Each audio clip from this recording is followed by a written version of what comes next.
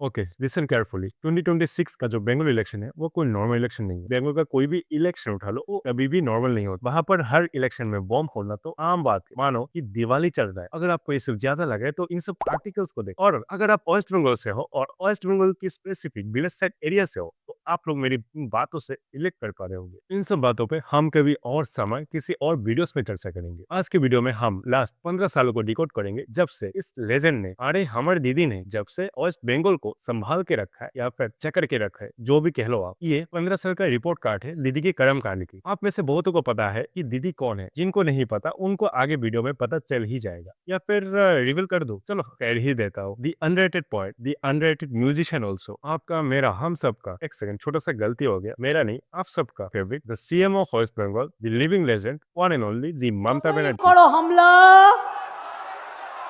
যতই করো হামলা যতই করো হামলা सवाल सिंपल है, डेवलपमेंट हुआ या सिर्फ नैरेटिव स्ट्रॉन्ग रहा? आज हाइप नहीं करेंगे, आज ब्रेक डाउन करेंगे और उसी के साथ पोस्टमार्टम भी करेंगे। ममता बनर्जी 2011 से सीएम है, 15 साल। हाँ, this not a short time, this a legacy type. इतने टाइम में तो एक साम्राज्य बनने के बाद डिस्ट्रॉय भी हो जाता है। तो ऑब्वियस सा सवाल है, इंडस्ट्री कितना आया वेस्ट बंगाल में, यूथ को जॉब्स कितनी मिली वेस्ट बंगाल में, बंगाल का ब्रांड वैल्यू इंप्रूव हुआ या पहले जैसा रहा? इन सब में भी चर्चा करेंगे, लेकिन उससे पहले जीएसडीपी के बारे में बात कर ले। तो जीएसडीपी पहले से ग्रो तो हुआ, 10-11% से इंक्रीज हुआ है, जो कि काफी अच्छी और ठीक ठाक नंबर दी है। जिनको नहीं पता कि जीएसडीपी नंबर क्या है, उनको मैं एक आसानी से समझाऊंगा कि आपको भी समझ आ जाएगा। जीएसडीपी नॉर्मली एक मेजरमेंट स्केल की तरह है, जिससे मतलब किसी भी स्टेट का, मतलब कौन से स्टेट ने एक साल में कितनी प्रोडक्ट या फिर कितनी चीजें प्रोड्यूस किया है और उनको स्टेट के अंदर या स्टेट के बाहर एक्सपोर्ट किया है, उसका नंबर निकाला जाता है जीएसडीपी मेथड की हेल्प से। और इसका जो फुल फॉर्म है वो आप लोग सर्च कर लेना। अब बात कर लेते हैं इंडस्ट्रीज के बारे में। मैं आपको आसानी से समझाऊंगा, जिनको इन सब के बारे में जीरो नॉलेज है वो भी समझ जाएंगे। लास्ट 15 सालों में वेस्ट बंगाल में जितने भी इंडस्ट्रीज आए ना, उनका नंबर सुन के अब पागल पागल हो जाओगे। कुछ गिने चुने ही इंडस्ट्रीज है जो कि अभी तक वेस्ट बंगाल में जिंदा है। आइडिया इस बात पे हो जाना चाहिए आपको कि इंडस्ट्रीज के रेस में वेस्ट बंगाल टॉप 3 में भी नहीं आता। फॉर एग्जांपल, सीमेंट की कैटेगरी में जेएसडब्ल्यू, डालमिया, अदानी, इमामी, जो कि काफी अच्छे नंबर तो है। उसके बाद आईटी की कैटेगरी में विप्रो, इन्फोसिस, बस इन दोनों ही। लोहा जैसी मेटल फील्ड में बस गिने चुने कुछ ही नाम है, जैसे कि रेशमी, मेटालिक्स, उसके बाद जिंदल इंडिया, बस ये दोनों ही, बस इतने ही। इनमें से बहुतों का नाम आपने इससे पहले सुना भी नहीं होगा। बस मैंने इसलिए कहा क्योंकि आप में से बहुतों को लग रहा होगा सही तो है, इतने सारे इंडस्ट्रीज वेस्ट बंगाल में है तो क्या ही दिक्कत है। दिक्कत वही है, वही तो दिक्कत है। आप लोगों की नजर में ये ज्यादा हो सकता है, लेकिन आप लोग एक बार स्टेट लेवल पर सोच के देखो। जिस स्टेट की पॉपुलेशन 10 करोड़ से ज्यादा है, वहां में क्या इन गिने चुने मतलब इंडस्ट्रीज से काम चल जाएगा? बिल्कुल नहीं, दिक्कत वही है। पर स्मॉल स्केल बिजनेस का जो नंबर है ना पूरी इंडिया में, वो वेस्ट बंगाल में सबसे ज्यादा है, जो कि काफी अच्छी बात है और काफी बुरी बात भी है, जो कि आपको मैं बताऊंगा क्यों। इसका जो प्रॉब्लम है ना, वो सुन के आप पागल हो जाओगे। स्मॉल स्केल बिजनेस सुन के आप खुश मत होना, क्योंकि वहां की पब्लिक के पास कोई होप नहीं है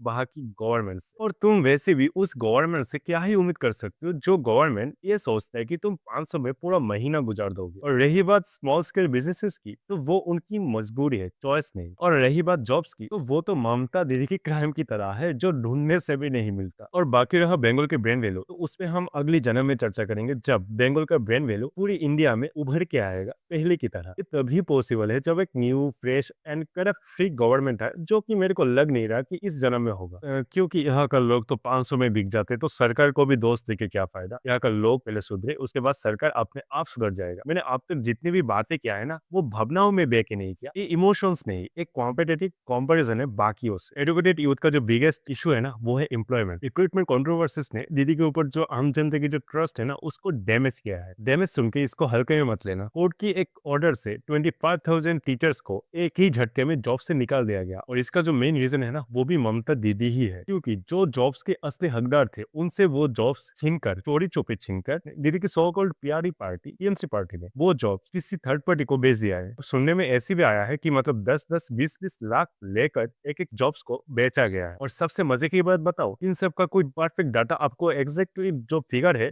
अमाउंट का, उसका डाटा आपको नहीं मिलेगा अवेलेबल पब्लिकली। ना कोई क्वालिफिकेशन, ना कोई एग्जाम, बस दान हाथ से पैसा दो और बाएं हाथ से जॉब्स लो। चलो जॉब्स को भी मजाक बना के रख दिया, और क्या ही उम्मीद कर सकता हूँ मैं इन गवर्नमेंट से। और इसका साइड इफेक्ट जो है ना वो भी हमें देखने को मिलता है रोड पे। जब हजारों की संख्या में टीचर्स रोड पे आके प्रोटेस्ट करते हैं दीदी के अगेंस्ट, वो सिर्फ ऑपोजिशन का फ्रंट नहीं होता, वो एक फ्रस्ट्रेशन होता है आम जनता का। आजकल की जो जेनजी है ना वो एक चीज को टॉलरेट नहीं कर सकता, और वो है सिस्टम का अनफेयर होना। और जॉब्स के जो असली हकदार थे, जो एस्पिरेंट, उनसे अगर तुम अब वो जॉब्स छीनोगे और दूसरी किसी थर्ड पार्टी को बस पैसों के लिए बेच दोगे, तो उसका कॉन्सिक्वेंसेज जो है वो भी तुम्हें फ्यूचर में फेस करना ही पड़ेगा। आज नहीं तो कल। फर्क नहीं पड़ता कि वो गंदी काम तुम्हारे लीडर ने किया है या फिर तुम्हारी लीडर के अंडर जो लोग हैं उन्होंने। इसको भी एक एग्जांपल के थ्रू ही समझेंगे। अगर इंडिया में कोई भी बीजेपी पॉलिटिशियंस कुछ भी गंदे काम करते हैं तो उसके लिए मोदी जी को ही घसीटा जाएगा। फर्क नहीं पड़ता कि मोदी जी को उसके बारे में पता हो या ना हो, लेकिन घसीटा तो मोदी जी को ही जाएगा, क्योंकि वो इस पॉलिटिकल पार्टी के एक फेस है। ठीक उसी तरह टीएमसी पार्टी के लोगों ने जो भी किया है ना, वो टीएमसी पार्टी की जो लीडर है ममता बनर्जी, उसके ऊपर भी इफेक्ट आएगा, वो भी गंदी वाली आएगा फ्यूचर वोट में। और या तो बात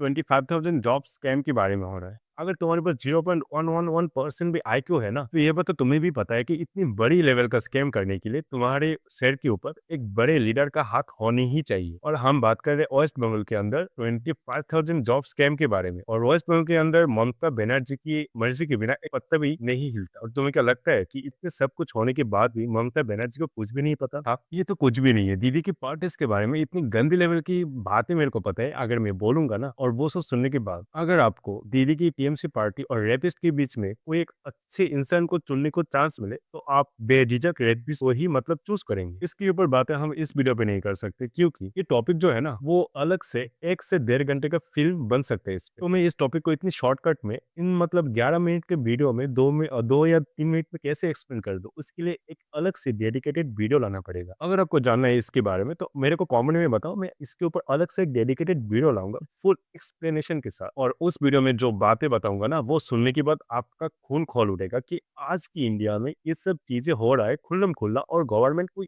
एक्शन भी नहीं ले रहा। इतनी बकवास चीजें हो रखी है वेस्ट बंगाल में दीदी के पार्टीज के द्वारा। और मैं कहा था अनफेयर ना, आजकल की जो जनता है मतलब जेनजी है, वो एक चीज टॉलरेट नहीं कर सकता, वो है सिस्टम का अनफेयर होना। एंड गेस व्हाट, इधर तो पूरा सिस्टम ही करप्ट है। 2026 में एक साइलेंट फैक्टर बन सकता है ये यूथ और दीदी की डाउनफॉल। टीचर सीक्रेट पे स्कैम हेडलाइन पे रहा, कोर्ट का इंटरवेंशन हुआ, पॉलिटिकल ब्लेम गेम हुआ, पर एक लाइन याद रखो, perception of corruption is more dangerous than corruption itself.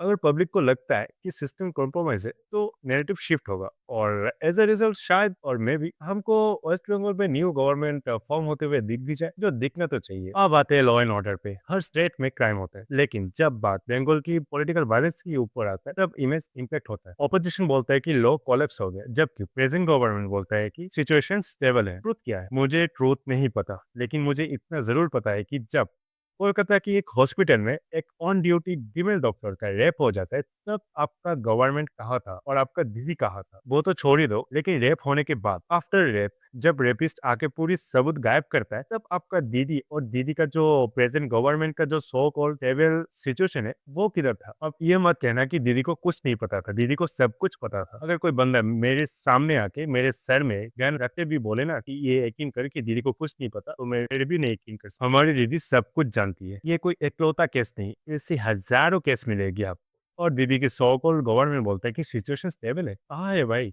हाँ, हो सकता है कि उनके लिए सिचुएशन स्टेबल हो, और हाँ, आम जनता के लिए तो सिचुएशन कभी भी स्टेबल नहीं। लेकिन एक बात क्लियर है, स्टेबिलिटी परसेप्शन इलेक्शन में मैटर करता है। और अभी बात करते हैं बॉर्डर एंड सिक्योरिटी डिबेट के ऊपर। बंगाल का मतलब वेस्ट बंगाल का इंटरनेशनल बॉर्डर है बांग्लादेश के साथ, और ये जो इलीगल इमिग्रेशन का डिबेट है ना, वो बहुत ही पुराना है। बस इलेक्शन के टाइम ये थोड़ा सा एस्केलेट हो जाता है, नंबर्स पॉलिटिकली डिस्प्यूटेड होते हैं, इसलिए इन मामलों में ना रेस्पॉन्सिबल डिसीजन जरूरी है, इमोशन से नहीं, वेरिफिकेशन। नेशनल सिक्योरिटी नैरेटिव 2026 में स्ट्रॉन्ग हो सकता है, मतलब स्ट्रॉन्ग एक फैक्टर हो सकता है दीदी की डाउनफॉल के लिए। एक और ट्रेंड टॉपिक, क्रिटिक्स पे प्रेशर। कुछ क्रिएटर्स है वेस्ट बंगाल से जो कि क्लेम करते हैं कि उनके पास लीगल नोटिस आई है, गवर्नमेंट का स्टांस नॉर्मल है, लॉ सबके लिए समान है। जेनजी ऑडियंस को एक चीज इंपॉर्टेंट लगती है, फ्रीडम टू क्वेश्चन, और जहां क्वेश्चन पे डिबेट होता है वहां का नैरेटिव वायरल होता है। जब दीदी का कोई पुलिस को लगता है कि कोई यूट्यूबर्स छोटी छोटी चीज भी मतलब दीदी के अगेंस्ट में बोलता है, जो कि दीदी की गलतियों को गिनाने की एक छोटी सी कोशिश होती है वो उन बेचारे यूट्यूबर्स की, तब वो पुलिस बेशर्म की तरह उन यूट्यूबर्स के घर में जाता जाते हैं, कभी कभार तो बिना नोटिस के भी चले जाते हैं उनको अरेस्ट करने के लिए। तो उन पुलिस वालों से तुम क्या ही उम्मीद रख सकते हो? एक तो उन पुलिस वालों से कोई रेपिस्ट नहीं पकड़ा जा रहा, और ना ही मुर्शिदाबाद में हुआ कम्युनल वायलेंस में जो कल्प्रिट या लोग एक्टिव थे ना उनको, पर यूट्यूबर को पकड़ने के लिए उनके पास टाइम ही टाइम है। ऐसा भी नहीं है कि वो बेचारे यूट्यूबर्स कुछ गलत खबरें फैला रहे हो। मैं मानता हूँ कि आज के समय आलतू फालतू क्रिएटर यूट्यूब में है, पर उनको पकड़ने के लिए भी आपको एटलीस्ट ऑफिशियली एक नोटिस तो भेजनी ही चाहिए। नहीं, आपके पास तो पावर है और पावर का गलत इस्तेमाल आप लोग कर रहे हो। टीएमसी का मॉडल वॉरफेयर हैवी है, डायरेक्ट बेनिफिट स्कीम ने रूरल बेस स्ट्रॉन्ग किया है, लेकिन लॉन्ग टर्म क्वेश्चन है, क्या वॉरफेयर सस्टेनेबल ग्रोथ रिप्लेस कर सकता है? 2026 में एक और डिबेट होगा, immediate relief versus long term expansion. 2021 का रिजल्ट याद करो, all India Trinamool Congress 213 seat, Bharatiya Janata party 77 seat, vote share gap around 10%। Gap close करना पॉसिबल है पर इजी नहीं। इलेक्शन इमोशन से नहीं, भूत मैथ से जीता जाता है। ये इलेक्शन दीदी वर्सेस मोदी या फिर दीदी वर्सेस बीजेपी नहीं होगा, ये इलेक्शन होगा ट्रस्ट, परसेप्शन और फ्यूचर डायरेक्शन का। मैं साइड नहीं ले रहा, मैं सिर्फ सवाल पूछ रहा हूँ। आप लोग बताओ, 2026 में Bengal, west Bengal continuity choose करेगा या फिर करेक्शन?